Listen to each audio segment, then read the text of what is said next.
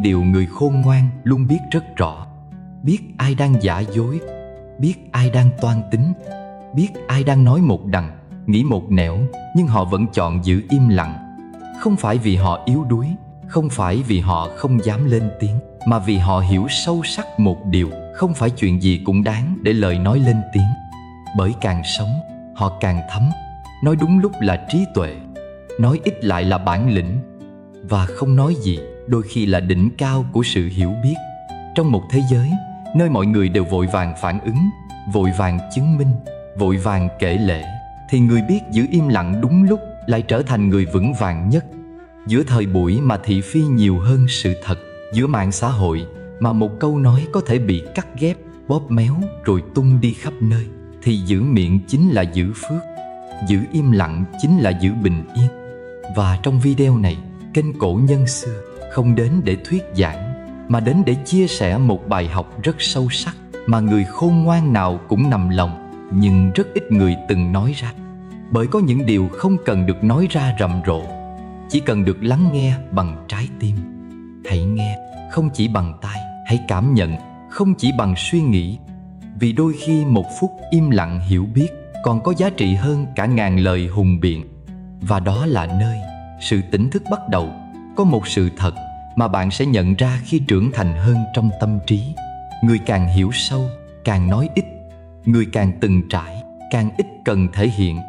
Và người càng khôn ngoan, càng chọn sự tĩnh lặng để hành xử. Họ không cần thắng trong một cuộc tranh luận. Họ không cần phải nói cho ra lẽ. Họ chỉ cần giữ được sự bình an trong lòng, thế là đủ. Vì người khôn ngoan hiểu rằng không phải ai cũng xứng đáng với câu trả lời của bạn. Không phải lúc nào sự thật cũng cần được phơi bày. Và không phải mọi hiểu biết đều phải được chứng minh bằng lời nói. Họ quan sát bằng sự điềm tĩnh. Họ thấu cảm bằng trái tim mở. Họ phân tích trong im lặng. Nhưng họ không cần tranh cãi để khẳng định mình đúng.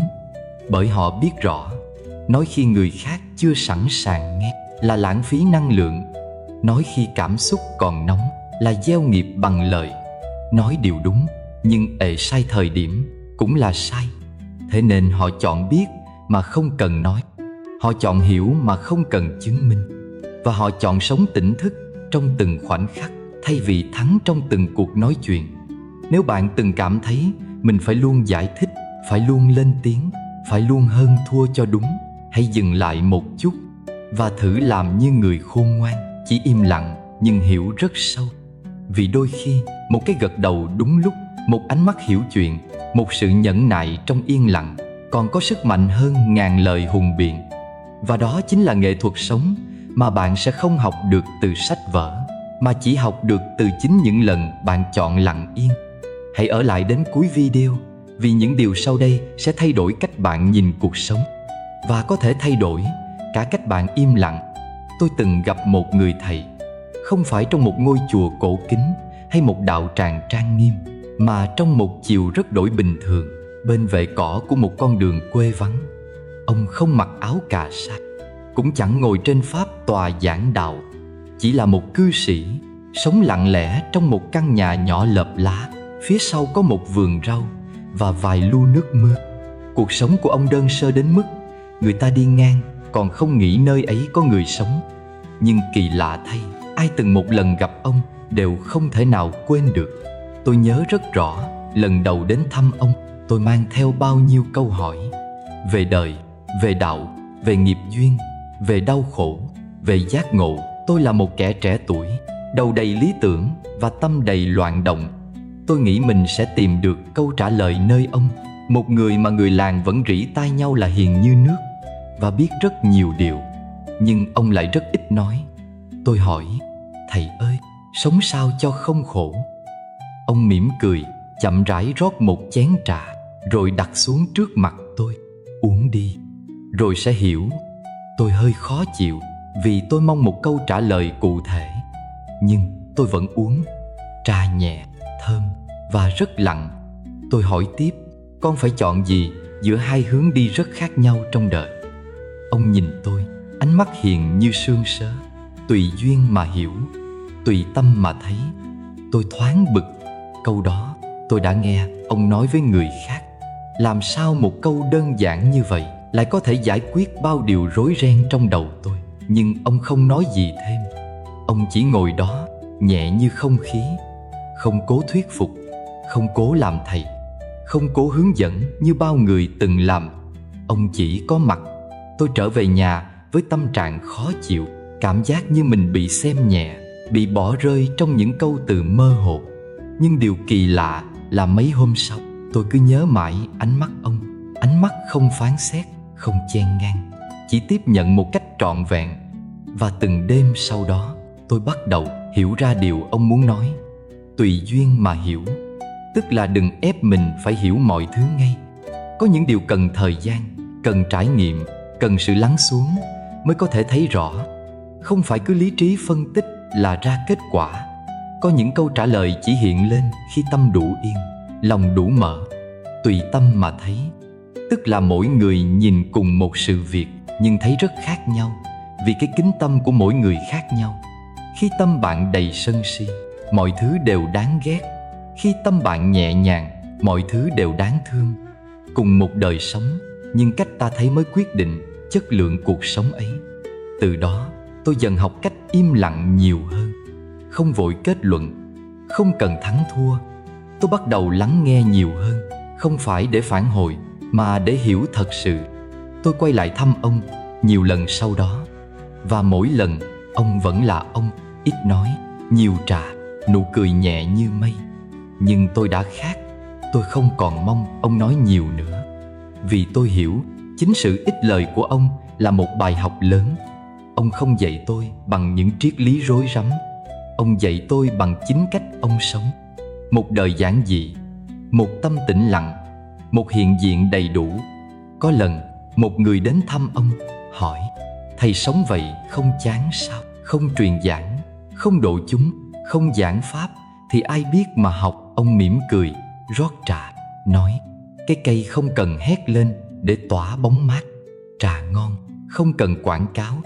Ai có duyên sẽ tìm đến. Còn ai không có duyên, có nói bao nhiêu cũng là gió qua tai. Tôi chợt ngộ ra, người biết không nhất thiết phải nói, người sâu không nhất thiết phải lộ, người thấu hiểu không nhất thiết phải dạy. Vì sự hiện diện của họ chính là lời dạy vĩ đại nhất. Từ ông, tôi học được một điều vô giá. Đôi khi, điều bạn cần không phải là lời khuyên, mà là một khoảng yên để tự lắng nghe chính mình. Và đôi khi, người giúp bạn nhiều nhất là người chẳng nói gì cả, nhưng khiến bạn muốn sống sâu sắc hơn, lặng lẽ hơn, tỉnh thức hơn. Giờ đây, mỗi khi lòng tôi rối bời, tôi không còn tìm đến những lời hoa mỹ. Tôi chỉ nhớ về ông, nhớ câu nói ấy: tùy duyên mà hiểu, tùy tâm mà thấy. Và tôi ngồi xuống, thở một hơi thật sâu, rồi mỉm cười, tiếp tục sống như thể mình cũng đang học cách biết mà không cần nói. Và có lẽ đó mới là thiền. Một kiểu thiền lặng thinh nhưng thấm sâu tận đáy hồn người. Người khôn ngoan luôn giữ cho mình một khoảng lặng. Họ không bao giờ khoe mình biết nhiều, dù thực ra họ biết rất sâu, rất rộng. Vì họ hiểu một điều giản dị: kiến thức là sức mạnh, nhưng khiêm nhường mới là trí tuệ. Bạn có thể thấy họ ngồi giữa cuộc trò chuyện sôi nổi, nơi mọi người tranh nhau thể hiện, lý luận, áp đặt, nhưng họ chỉ mỉm cười, nghe và im lặng. Không phải họ không có ý kiến, không phải họ không đủ năng lực để phản biện, mà vì họ biết phô trương kiến thức không khiến người ta nể phục, chỉ khiến người khác dè chừng. Người càng thông thái, càng ít nói về điều mình biết. Họ hiểu rằng kiến thức không phải để lên mặt, mà để soi đường. Không phải để dạy ai, mà để tự dạy chính mình. Họ để cho hành động nói thay lời. Không cần la to rằng tôi giỏi, chỉ cần sống tử tế, sâu sắc là đủ để ai gặp họ cũng cảm nhận được. Bởi người thật sự trưởng thành trong trí tuệ sẽ không đi rêu rao về trí tuệ. Người thật sự giàu có trong tâm hồn sẽ không cần phô bày tài sản tinh thần. Họ để người khác tự cảm nhận, và nếu không ai nhận ra, họ cũng chẳng phiền lòng, bởi họ sống vì đạo lý, không vì tiếng khen. Sống để an yên, không để nổi bật. Sống để hiểu, không để thắng. Người phô trương kiến thức thường là người chưa học đủ chữ nhẫn. chưa học đủ bài học của sự im lặng, đúng lúc, chưa học đủ cách buông cái tôi cần được công nhận. Còn người khôn ngoan, họ hiểu chữ nhẫn không làm mình yếu đi, mà làm mình sâu sắc thêm. Chữ nhẫn không phải để nhún nhường vô lý, mà là để giữ tâm không động giữa đời động. Và họ chọn giữ kín cái mình biết, như giữ một kho báu bên trong, để dùng khi thật cần, đúng lúc, đúng người và đúng tâm thế. Vì hiểu biết thật sự không nằm ở miệng, mà nằm ở cách bạn sống và cách bạn làm người khác cảm thấy bình an khi ở cạnh. Giữa một thế giới, ai cũng muốn biết hết, ai cũng muốn nói hết, người biết giữ lại là người đang bước đi trên con đường sâu thẳm nhất của trí tuệ. Và đó là con đường của người khôn ngoan thật sự. Người khôn ngoan không bao giờ biến đời mình thành chủ đề bàn tán. Họ có thể sống giữa thế gian đầy biến động, nhưng vẫn giữ được một phần tâm hồn mà không ai chạm đến được. Họ không kể hết chuyện gia đình, vì họ hiểu rằng không ai có thể hiểu hết những gì diễn ra sau cánh cửa. Người ngoài có thể nghe để cảm thông, nhưng cũng có thể nghe để đánh giá. Một lời kể ra tưởng nhẹ, nhưng có thể trở thành vết rạn trong niềm tin và sự tôn nghiêm. Họ không chia sẻ quá nhiều chuyện công việc, vì họ biết ai cũng có con đường riêng, mục tiêu riêng, áp lực riêng. Nói ra chuyện của mình chưa chắc được đồng cảm, đôi khi lại trở thành cái cớ cho sự ganh tị, đố kỵ, nghi ngờ. Họ càng không bộc bạch chuyện đời tư, vì họ hiểu rằng những gì thuộc về trái tim không phải ai cũng đủ tinh tế để gìn giữ. Tình cảm, nếu nói sai người, sẽ trở thành trò đàm tiếu. Nỗi buồn, nếu chia sai chỗ, sẽ chỉ khiến lòng thêm nặng. Với họ, nơi chia sẻ không đúng chính là nơi khởi đầu của thị phi. Nơi tưởng chừng đang lắng nghe, nhưng thực chất là đang xét đoán. Nơi tưởng chừng gần gũi, nhưng thực chất là đang soi mói. Người khôn ngoan chọn giữ lại, giữ cho mình một không gian riêng không ai chạm tới. Một vùng yên lặng, nơi họ có thể thật sự đối thoại với chính mình. Nơi không có câu hỏi, không cần lời giải thích, chỉ có sự tĩnh tại và bình yên. Và chính nơi đó là nơi họ hồi phục, thăng hoa và vững vàng vượt qua những bão giông không tên. Giữ lại không phải vì không tin ai, giữ lại là vì biết không phải ai cũng xứng đáng để được bước vào thế giới bên trong mình. Người sâu sắc nhất không phải người nói hay, mà là người biết khi nào nên im lặng. Người mạnh mẽ nhất không phải người kể hết, mà là người biết giữ lại điều nên giữ. Và đó là bản lĩnh của một người khôn ngoan thật sự. Người khôn ngoan, họ không bao giờ nói về phước báo của bản thân. Phước báo không phải là thứ để khoe khoang, vì càng khoe, phước càng hao. Đó là điều mà người khôn ngoan luôn hiểu rõ. Phước báo giống như ngọn nến, nó thắp sáng con đường cho người khác, nhưng không cần phải hét to rằng tôi có ánh sáng. Người có phước thực sự sẽ không cần phô trương, không cần đánh bóng bản thân. Họ biết rằng sự tỏa sáng của mình không phải để thu hút sự chú ý của người khác, mà là để giúp đỡ người khác vươn lên trong bóng tối. Trong một thế giới mà những câu chuyện khoe khoang ngày càng trở nên phổ biến, sự im lặng về phước báu là một hành động cao thượng. Những người biết điều này, họ sẽ không nói về phước báu của bản thân, mà chỉ thể hiện qua hành động. Họ giúp đỡ người khác không phải để nhận được lời khen hay sự ngưỡng mộ. Họ chia sẻ tài năng, sự hiểu biết và phước báu của mình một cách lặng lẽ, giống như người gieo hạt giống mà không mong chờ sự chú ý. Họ không cần sự công nhận từ bên ngoài, vì trong lòng họ, niềm vui thật sự đến từ việc mang lại giá trị cho cuộc sống của người khác. Phước báu như ngọn nến sáng sủa trong đêm tối. Khi một ngọn nến được thắp lên, ánh sáng của nó không bao giờ chỉ chiếu sáng cho bản thân ngọn nến, mà còn tỏa ra xung quanh, chiếu rọi mọi ngóc ngách trong bóng tối. Nhưng ánh sáng đó không bao giờ kêu gọi sự chú ý. Nến không cần phải la lên, nhìn tôi đây, tôi đang sáng. Ánh sáng của nó tự nó đã đủ mạnh mẽ để soi đường cho những ai cần. Và điều quan trọng là ngọn nến không cần phải nói về chính mình. Đó chính là cách mà người khôn ngoan đối diện với phước báu trong cuộc sống. Họ giúp đỡ, chia sẻ và soi sáng cho người khác, nhưng không hề nhắc đến phước báu của mình. Họ biết rằng phước báu chỉ thật sự lớn mạnh khi nó được lan tỏa một cách vô danh, không cầu kỳ, không khoe khoang. Họ giữ cho phước báu của mình một cách khiêm tốn. Phước báu giống như tất cả những điều tốt đẹp trong cuộc sống, không phải là thứ có thể dùng để khoe khoang. Những hành động tốt, những việc làm thiện, những sự giúp đỡ lặng lẽ thường mang lại giá trị lâu dài và sâu sắc hơn là những lời nói hay hành động chỉ để thu hút sự chú ý. Khi một người có phước, họ thường sẽ không vội vàng nói ra những điều tốt đẹp mình đã làm, bởi vì họ hiểu rằng hành động của họ sẽ tự nói lên tất cả. Người khôn ngoan không chỉ biết giữ cho phước báu của mình không bị hao mòn, mà còn biết cách truyền đạt giá trị đó thông qua hành động. Khi bạn làm một điều tốt, đôi khi không cần phải có lời khen ngợi hay lời cảm ơn. Những hành động từ tâm luôn tự tỏa sáng và khiến người khác cảm nhận được.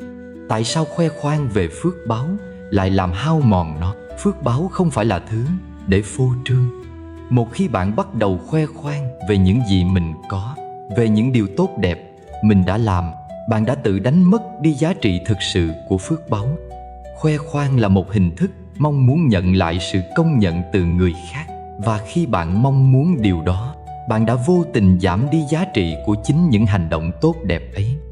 Phước báu đến từ lòng từ bi, sự khiêm tốn và sự im lặng. Nếu bạn không biết giữ sự khiêm nhường trong cách đối diện với những gì mình đã làm, phước báu đó sẽ dần dần tan biến. Chỉ khi bạn làm một điều tốt mà không mong chờ sự công nhận, phước báu mới có thể tồn tại và lớn mạnh. Phước báu cũng giống như một hạt giống. Nếu bạn gieo hạt mà không cần biết bao giờ nó sẽ nở hoa, thì hạt giống đó mới có cơ hội phát triển mạnh mẽ và đơm hoa kết trái. Nhưng nếu bạn chỉ nghĩ đến việc khoe khoang những hạt giống mình gieo, thì cuối cùng chúng sẽ không thể lớn lên, và bạn sẽ chẳng bao giờ được hưởng thành quả. Phước báu là sự thanh tịnh trong tâm. Người khôn ngoan hiểu rằng phước báu thực sự đến từ sự thanh tịnh trong tâm hồn. Phước không phải là điều bạn có thể nhìn thấy bằng mắt thường, mà là một trạng thái tâm linh, một trạng thái của sự bình an và hạnh phúc bên trong. Những hành động tốt, những hành động từ bi và sự giúp đỡ chân thành, tất cả những điều này không cần phải được thể hiện qua lời nói. Chúng tự khắc sẽ tạo nên một sự tỏa sáng, một ánh sáng mà mọi người xung quanh đều có thể cảm nhận được. Khi bạn sống trong sự khiêm tốn, bạn không chỉ giữ gìn phước báu cho bản thân, mà còn giúp đỡ những người khác tìm thấy con đường của họ. Phước báu không phải là thứ có thể nắm bắt bằng tay, mà là một quá trình dần dần được hình thành từ những hành động nhỏ bé, từ những bước đi khiêm tốn và từ những lời nói ít ỏi nhưng chất chứa sự chân thành. Cuộc đời này đôi khi ta chỉ cần bước chậm lại và biết khi nào cần giữ cho mình những khoảng lặng. Cuộc sống hiện đại thường khiến chúng ta vội vã, muốn chứng minh mình đúng, muốn thể hiện cái tôi, muốn nói thật nhiều để khẳng định bản thân. Nhưng ít ai nhận ra rằng chính sự im lặng mới chính là nguồn sức mạnh tiềm ẩn, giúp chúng ta vượt qua nhiều thử thách, giữ bỏ những căng thẳng và mang lại bình an trong tâm hồn. Không phải mọi thứ mình biết đều cần phải nói ra, không phải tất cả những gì mình suy nghĩ đều cần phải chia sẻ. Người khôn ngoan là người biết cách giữ im lặng khi cần thiết, vì họ hiểu rằng sự im lặng không phải là sự yếu đuối hay thua cuộc, mà là sự thận trọng, sự tôn trọng và đôi khi là món quà sâu sắc nhất dành cho bản thân và người khác. Đôi khi, một cái gật đầu, một nụ cười hay một cái nhìn đủ để thể hiện tất cả những gì bạn muốn nói, mà không cần phải thốt lên lời.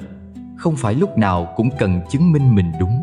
Khi đối diện với những tình huống căng thẳng, khi những mâu thuẫn xảy ra, người khôn ngoan không vội vàng phản ứng. Họ hiểu rằng đôi khi sự im lặng chính là cách để duy trì sự bình an.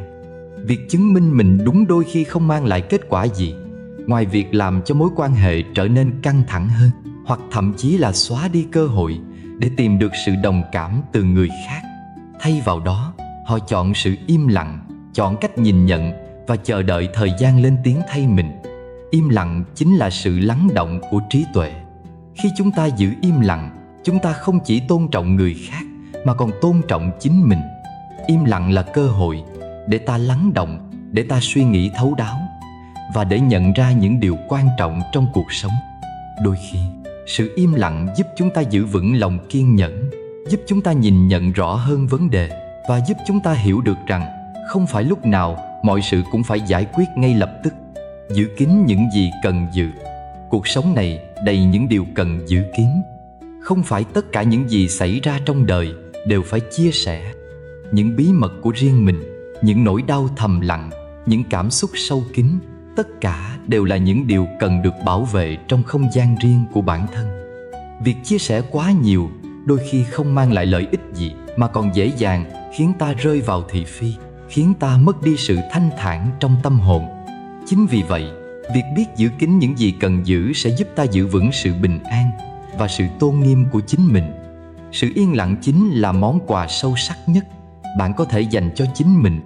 Cuộc sống không phải lúc nào cũng phải diễn ra ồn ào, vội vã. Đôi khi, sự yên lặng lại là món quà lớn nhất mà bạn có thể dành cho chính mình. Khi ta chọn sự im lặng, ta không chỉ bảo vệ được mình khỏi những ồn ào bên ngoài, mà còn tạo ra không gian để phát triển nội tâm, để tìm thấy sự bình an trong mỗi khoảnh khắc sống. Khi ta biết lắng nghe, không chỉ với người khác mà còn với chính mình, ta mới thực sự hiểu được giá trị của sự yên lặng. Chúng ta sống trong một thế giới đầy tiếng ồn, nhưng nếu biết cách giữ cho mình những khoảng lặng, ta sẽ thấy cuộc đời trở nên nhẹ nhàng hơn rất nhiều. Và chính trong những khoảng lặng ấy, ta sẽ nhận ra rằng sự tĩnh lặng trong tâm hồn chính là thứ vững vàng nhất, là sức mạnh giúp ta vượt qua mọi thử thách trong cuộc sống. Vì thế, hãy để thời gian lên tiếng thay bạn.